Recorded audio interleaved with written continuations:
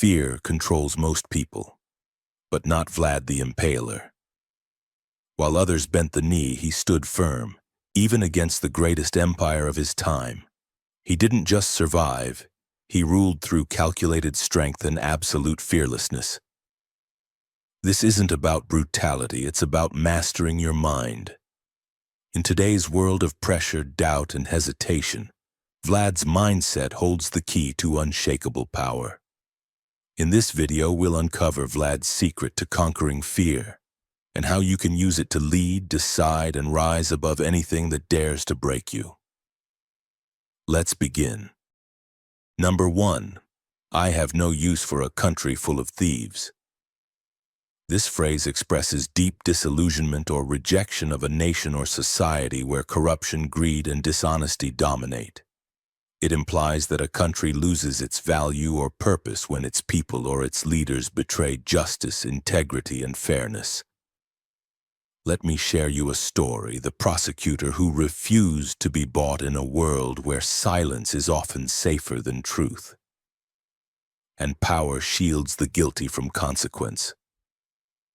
One voice, brave, unbending, can spark a storm. Her name was Elena Rivera, a young prosecutor in a city soaked in corruption.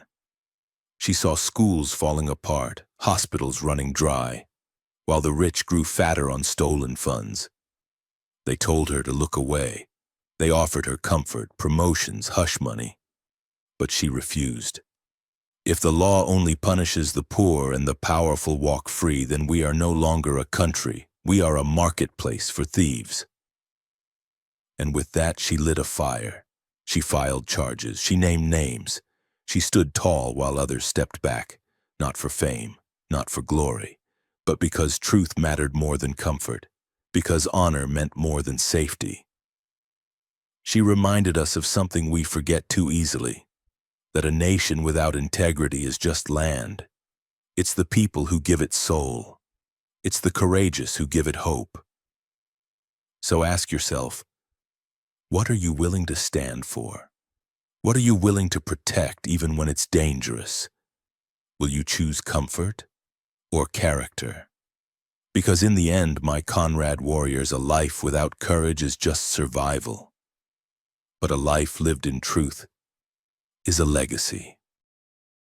Number 2. Better to be feared than loved if you cannot be both. This phrase suggests that fear can be a more reliable form of power than love when a person cannot gain both. It emphasizes that in situations of leadership or authority, being feared may secure respect and control, while love can be fickle and unreliable. It comes from the idea that fear leads to obedience, while love may lead to vulnerability or inconsistency. For example, you are the manager of a sales team that has been underperforming for months. After multiple attempts to motivate and encourage the team, you realize the only way to get results is through stricter deadlines and consequences. You announce new, non-negotiable targets and let everyone know that failure to meet them will result in serious consequences. During a team meeting, you say, "Better to be feared than loved if you cannot be both." While the team resents the pressure, they meet the targets and the company's revenue increases sharply. The lesson here, my Conrad warriors, sometimes a leader must prioritize performance over personal rapport to achieve business goals. This example shows that fear of losing one's job or facing penalties can drive people to push themselves harder. While it's not the ideal work culture, it may be necessary in situations where high performance is critical to the company's survival. The lesson is, in business, clear boundaries and consequences can push people to perform, even if it means sacrificing warmth and camaraderie.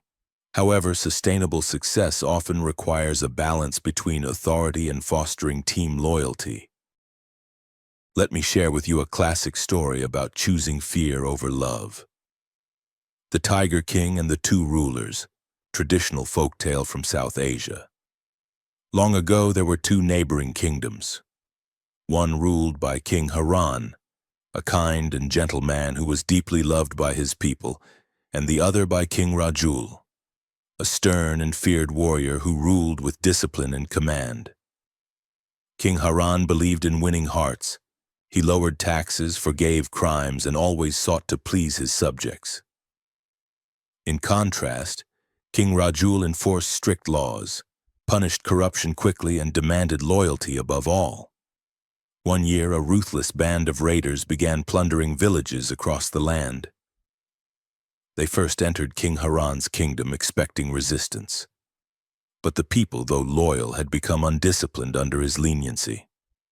His army was poorly prepared, and his citizens, accustomed to kindness, offered little resistance. The raiders swept through easily. Next, they turned to King Rajul's land. But here, every village had defenses. The people, trained and alert, did not flee. They fought. The soldiers, well trained under Rajul's rule, stopped the raiders at the border. Even the farmers, though they feared their king, trusted his strength and followed his commands without hesitation. Afterward, travelers began to say, "In Haran's land the people love, but do not listen. In Rajul's land they fear, but they survive." Moral of the story: love without strength can become weakness, but fear, when rooted in justice and order, can protect and preserve. The best rulers are both loved and feared. But when only one is possible, being feared, while still fair, can be the stronger path. Number 3. If I must become a monster to protect my people, then a monster I shall be. This phrase conveys the idea that a person is willing to sacrifice their morality, identity, or reputation in order to do whatever it takes to protect those they care about. The speaker acknowledges that the actions they must take may be viewed as monstrous, but they are willing to bear that label if it ensures the safety or survival of their people or loved ones. Let me share you a story which you can relate to, called The Tough Parent Who Set the Boundary. A single mother named Carla was raising a teenage son in a neighborhood surrounded by drugs, violence, and peer pressure. Her son, Jake, began to hang out with older kids, ones she knew were involved in dangerous things. She tried to talk calmly. She warned him, but he brushed it off. So Carla did what felt like a betrayal to her son. She went to the school, pulled him out of activities, blocked contact with his friends, and even called the police to scare him straight with a ride-along through the juvenile system. Jake hated her for it. He screamed that she was ruining his life. Neighbors whispered. Family said she was too harsh. But Carla stood firm. If I must become the villain in his story today to save his future tomorrow, so be it. Years later, Jake looked back and realized she had saved his life. Her actions weren't cruel, they were courage in a mother's skin. Sometimes a parent must choose to be misunderstood to protect their child. You may be seen as strict, unfair, or even cruel, but your love shows in the fight, not the comfort. That's the modern-day monster, not evil, just willing to be feared for the sake of what matters most. Vlad the Impaler didn't conquer fear by ignoring it. He conquered it by confronting it head-on. He understood that fear is a weapon, and whoever controls it controls the battlefield. In your world, fear shows up as hesitation, self-doubt, and playing small. But if you face it with clarity, discipline, and relentless action, you take its power away. True leadership isn't about being without fear. It's about doing what must be done, even when fear is screaming in your ear. So take the lesson from Vlad. Stand tall. Speak with authority. Move with purpose. Because once fear no longer controls you, nothing else can.